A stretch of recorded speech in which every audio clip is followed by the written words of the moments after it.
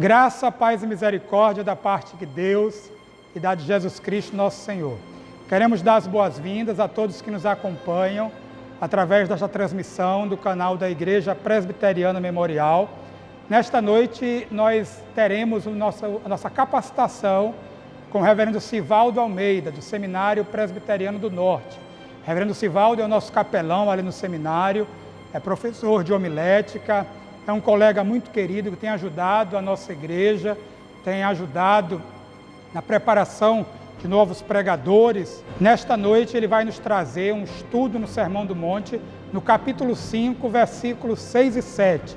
Então esteja em oração para que Deus abençoe o reverendo Sivaldo, Deus nos abençoe nessa transmissão e fale com cada um de nós, que onde quer que estejamos, a boa mão do Senhor nos alcance e nos fale através de seu servo. Deus nos abençoe e continue acompanhando esta transmissão com o reverendo Sivaldo e as demais transmissões da programação da nossa igreja no canal Igreja Remota. Deus nos abençoe.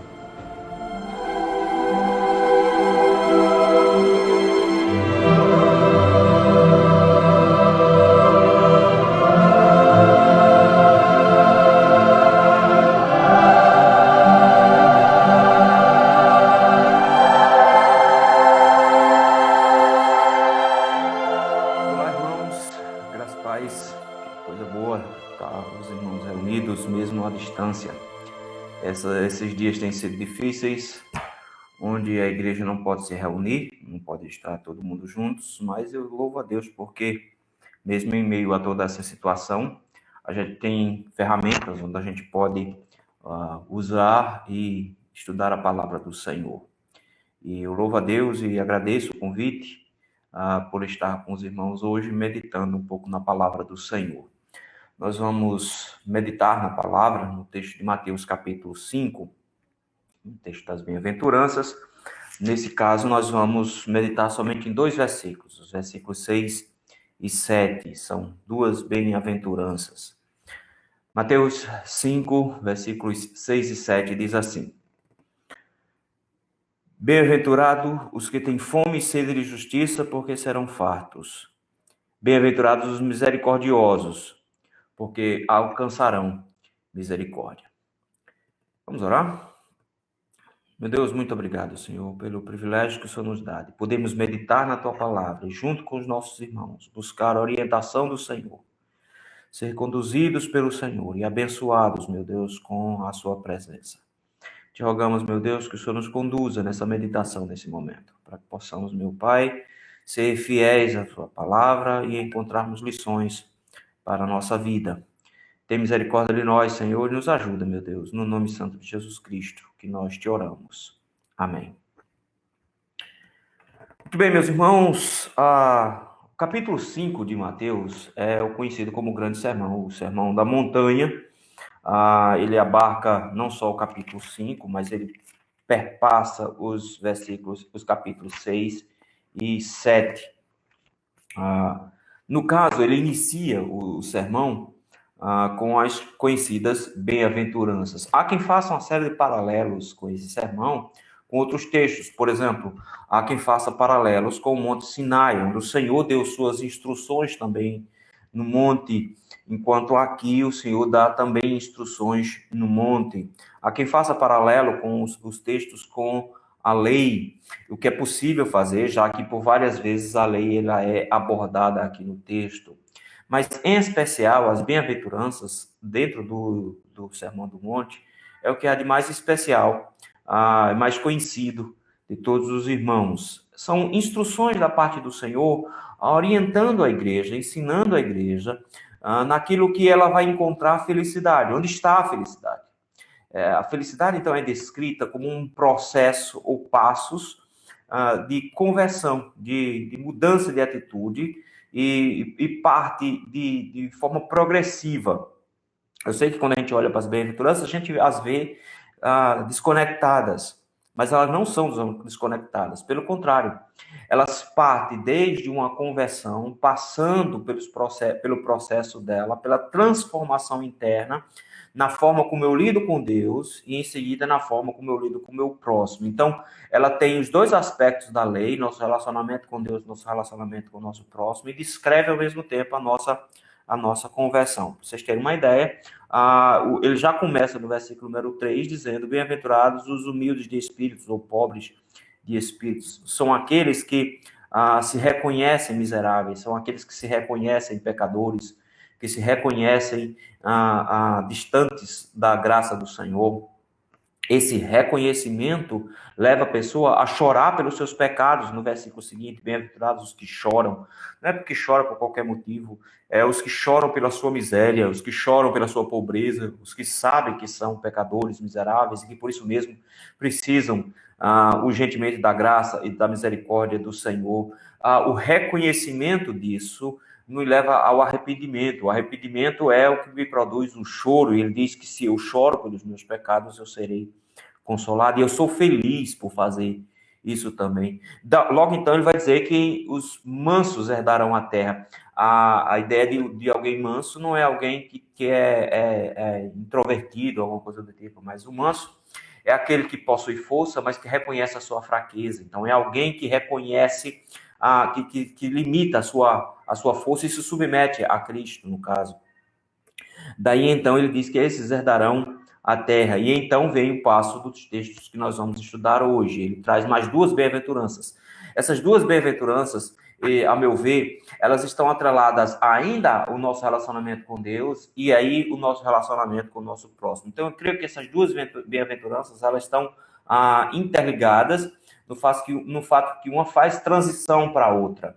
Ele vem falando do nosso relacionamento com Deus, de nós nos reconhecermos pobres, espiritualmente pecadores, de nós chorarmos por isso e de nós nos submetermos ao Senhor em mansidão. Mas, ao que parece agora, ele acrescenta mais um fato dessa conversão e, em seguida, como é que nós vamos lidar com o nosso próximo, na próxima bem-aventurança. Vamos partir da primeira bem-aventurança que a gente vai estudar hoje, que está aí no versículo de número 6. Bem-aventurados os que têm fome e sede de justiça, porque eles serão fartos. Primeiramente, olha as expressões que o Senhor Jesus usa. Ele vem o tempo todo falando aqui sobre chorar, sobre ser manso, sobre se reconhecer pobre. Mas, quando ele chega aqui, ele usa dois termos para definir essa bem-aventurança. Ele diz que é mais que feliz aquele que tem fome e que tem sede.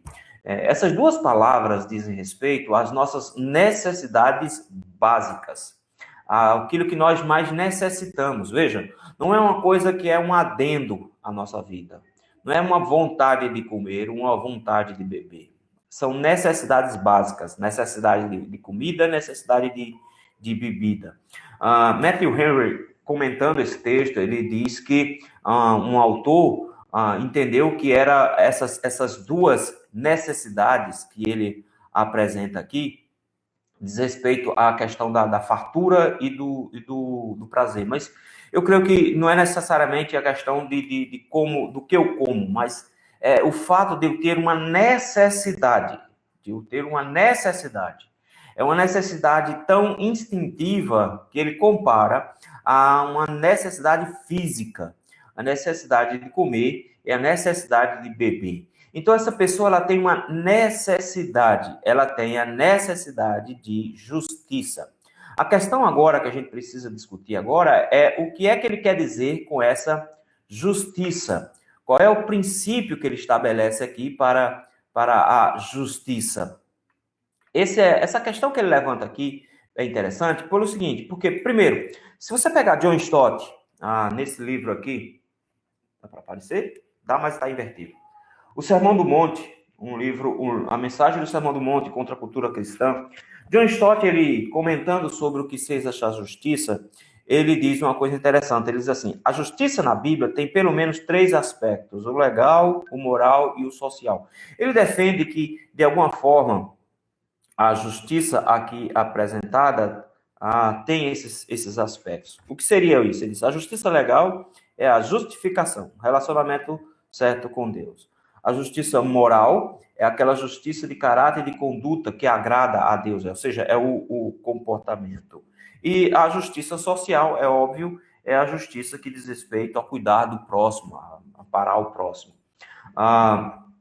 Eu creio que o texto aqui, e aí concorda comigo o Matthew Henry, o William Hendricks também, o que o texto está tentando trazer não é necessariamente justiça social ou justiça moral. Ele não está falando de um desejo que eu possa ter por ajudar o próximo ou por ter um comportamento adequado.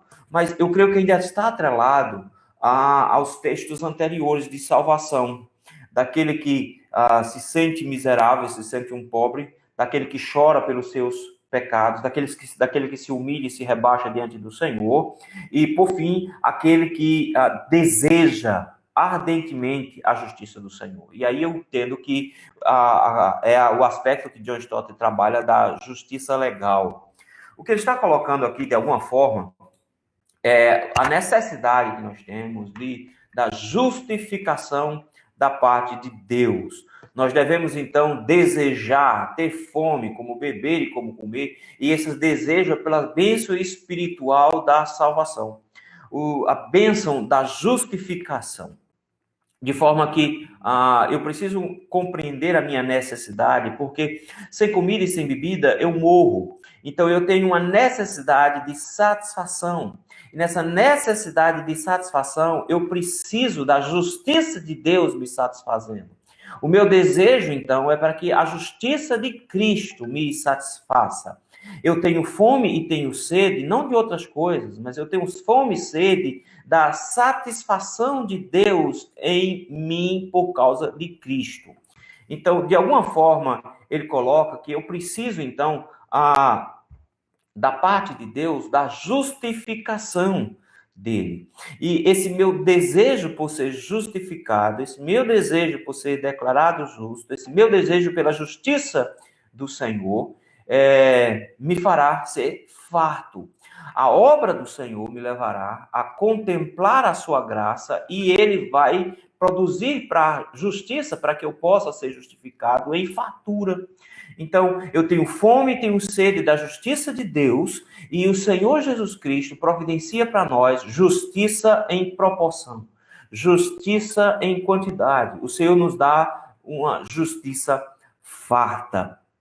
Esse desejo, então, diz respeito ao nosso relacionamento com Deus, de forma que pela graça, mediante a fé, nós somos salvos, e por essa fé nós somos justificados, e por causa disso, diz o apóstolo Paulo, nós temos paz com Deus. Essa paz com Deus, essa necessidade que nós temos dessa paz com Deus, dessa justiça que veio do Senhor, foi satisfeita na cruz do Calvário. E isso é bonito, porque nós precisamos compreender essa necessidade que existe em nosso coração, da justiça de Deus em nós, da justiça do Senhor em nossos corações. Isso aqui é primordial para um crente. Então, ele vem apresentando dessa nossa necessidade de relacionamento com o Senhor, desde o princípio do meu reconhecimento como pecador, da minha conversão em si, passando pelo processo de chorar pelos meus pecados e me apresentar de forma mansa, mas também pelo meu desejo sincero no coração da justiça de Deus. Pelo meu desejo sincero, na certeza de que eu não tenho justiça própria. Eu sou pobre, eu sou miserável pecador. Mas a justiça de Cristo me é necessária, como é necessária comida e bebida. Eu preciso da justiça do Senhor. Ele diz que quando eu tenho essa necessidade da justiça de Deus, quando eu sinto essa necessidade da justiça de Deus, eu sou feliz. Eu sou feliz não porque eu sinto necessariamente a necessidade, mas eu sou feliz porque na cruz do Calvário, Cristo satisfez plenamente essa justiça. E a justiça de Cristo, então, foi imputada em nós, de forma que nós somos fartos de justiça. Não uma justiça em conta-gotas, mas uma justiça em quantidade. De forma que a justiça de Cristo, ela é plena e completa em mim. E uma vez justificado agora, eu tenho então paz com Deus. O que nos leva à segunda bem-aventurança que nós vamos ver hoje. Essa segunda bem-aventurança já não trata necessariamente do meu relacionamento com Deus, mas parece fazer uma transição para o meu relacionamento com o meu próximo, sendo que ela leva em consideração tudo o que aconteceu nas bem-aventuranças anteriores. Vamos lembrar, eu sou pobre, eu sou humilde de espírito e por isso eu preciso do Senhor, eu choro pelos meus pecados e por isso o Senhor me consola, eu sou manso diante do Senhor e por isso eu sou salvo, e eu tenho fome e sede de justiça e o Senhor me farta dessa fome e dessa justiça. O que me leva agora ao versículo número 7, bem-aventurados os misericordiosos. Isso aqui é interessante porque o princípio da misericórdia é a empatia para com o próximo. Ou, como que se diz, é eu sentir o problema do próximo.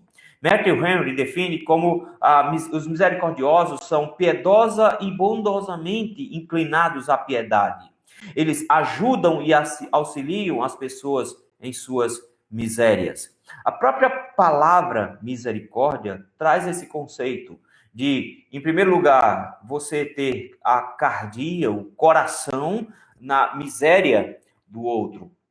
Então, é um colocar-se no lugar do outro, é um reconhecer a necessidade do outro, é um reconhecer a necessidade que o outro possui. Nesse sentido, então, eu preciso entender que ele diz que quem é misericordioso, ele é alguém bem-aventurado. Então, como é que eu exercito a misericórdia? Em primeiro lugar, eu tenho que ter misericórdia pela alma dos outros, pela salvação dos outros.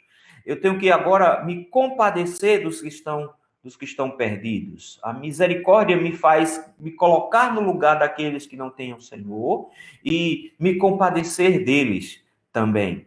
Ela me faz ter compaixão da vida em que eles vivem, do pecado que eles habitam, da condição de pecados que eles se encontram e de reconhecê-los como necessitados da graça que eu já fui participante. Me leva a ter compaixão pelos aqueles que estão entristecidos, por aqueles que estão desamparados e numa necessidade de consolá-los. Me leva a fazer isso de forma que eu não tenho nem como me desculpar disso. Eu olho para o outro, o misericordioso é aquele que olha para o outro e se vê naquela condição e se sente impelido a buscar ajudar essa pessoa, ajudar esse necessitado. Ele chega e diz agora, quem é misericordioso, ou seja, quem exercita misericórdia, é alguém feliz. E é feliz em específico porque ele diz, porque quem exerce a misericórdia alcança misericórdia. É interessante esses paralelos que principalmente Jesus faz, correlacionando uma coisa à outra, correlacionando os meus atos aos atos divinos. Não significa que os meus atos produzem os atos divinos, mas que os meus atos são reflexos diretos dos atos divinos, onde uma coisa está atrelada à outra. Por exemplo, quando ele nos ensinou a orar, ele diz, Pai, perdoa-nos as nossas dívidas, assim como nós perdoamos aos nossos devedores. Notem, ele coloca um paralelo entre as duas e diz, perdão dos meus pecados, estando atrelados ao perdão que eu dou ao pecado dos outros. E note, de todo o Pai Nosso que ele nos ensinou, só essa parte ele se preocupou em explicar. Ele explica lá dizendo que se nós não perdoarmos aos nossos irmãos, nós também não seremos perdoados. Então, existe uma correlação aqui entre o ato divino e o ato humano. Ele faz a mesma coisa, a meu ver, aqui na bem-aventurança. Ele diz que nós somos misericordiosos e por isso nós alcançaremos misericórdia. Veja, nós somos alvos da misericórdia e isso retira de nós qualquer tipo de arrogância, de orgulho.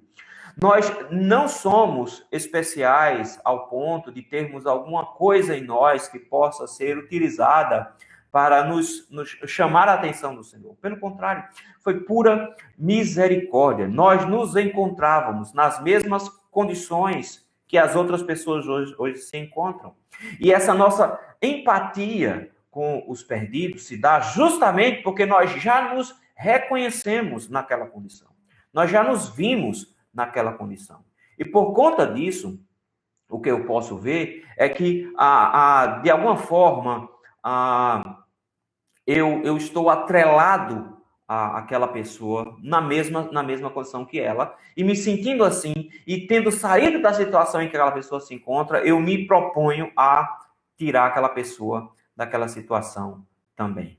Então, de alguma forma, o que o Senhor Jesus coloca é de que aqueles que exercitam a misericórdia sabem por que exercitam a misericórdia, porque eles foram alvos da misericórdia. Os arrogantes não conseguem sentir misericórdia porque eles se sentem especiais e importantes. O que ele coloca aqui é que quem se apresenta como alvo da misericórdia de Deus deveria necessariamente apresentar a misericórdia para com o próximo. E aqueles que apresentam misericórdia para com o próximo, aqueles que se colocam no lugar do seu próximo, esses alcançam misericórdia, porque eles foram também misericordiosos. Então, quando Jesus coloca a parábola de um homem que tinha uma dívida imensa, impagável, uma dívida assustadora com o outro, e roga por misericórdia e tem a sua dívida perdoada, o primeiro passo que ele comete depois de sair daquela reunião é encontrar alguém que tinha uma dívida ridícula, que em poucos meses daria para pagar, colocar essa pessoa na prisão, até que essa pessoa pagasse a sua dívida. Esse credor maior o chama de volta e diz: como é que você teve uma dívida desse tamanho perdoada e não consegue perdoar a esse outro? Você agora vai para a prisão para que você também pague pela sua dívida. Então, veja qual é o princípio. Exercer misericórdia é quando eu me coloco no lugar do outro e eu vou agir com esse outro pela perspectiva de que eu já fui alvo primeiro desse cuidado. Então, de maneira especial, o Senhor nos ensina de que eu tenho que ter cuidado, então, agora com o meu próximo, que eu devo exercer misericórdia, porque eu fui alvo dessa misericórdia. E quando eu exerço a misericórdia, quando eu cuido do meu próximo, quando eu amparo o meu próximo, quando eu me aproximo do meu próximo, eu, de alguma forma, também sou alvo da misericórdia do Senhor. Eu também alcançarei misericórdia. Pelo menos, então, nós temos agora dois desafios pela frente. O primeiro desafio é avaliar como está nosso próprio coração.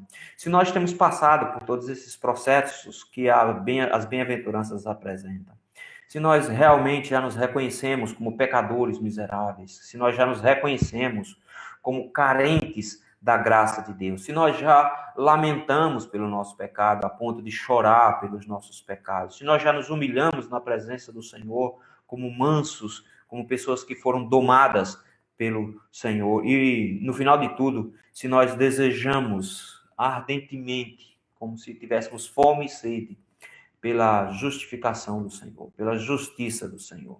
Esse desejo insatisfeito agora será plenamente satisfeito na pessoa de Jesus Cristo. Esse anseio é o que nos leva à pessoa de Jesus Cristo. Então, o desafio que nós temos, então, é sondar o nosso coração para o nosso desejo, para a nossa necessidade da justiça de Jesus Cristo.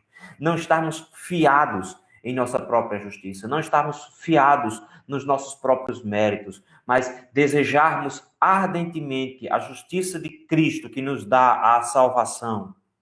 E uma vez sendo alvos dessa misericórdia, uma vez sendo alcançados por essa graça e supridos, fartos da justiça de Cristo, nós exercemos misericórdia para com o nosso próximo.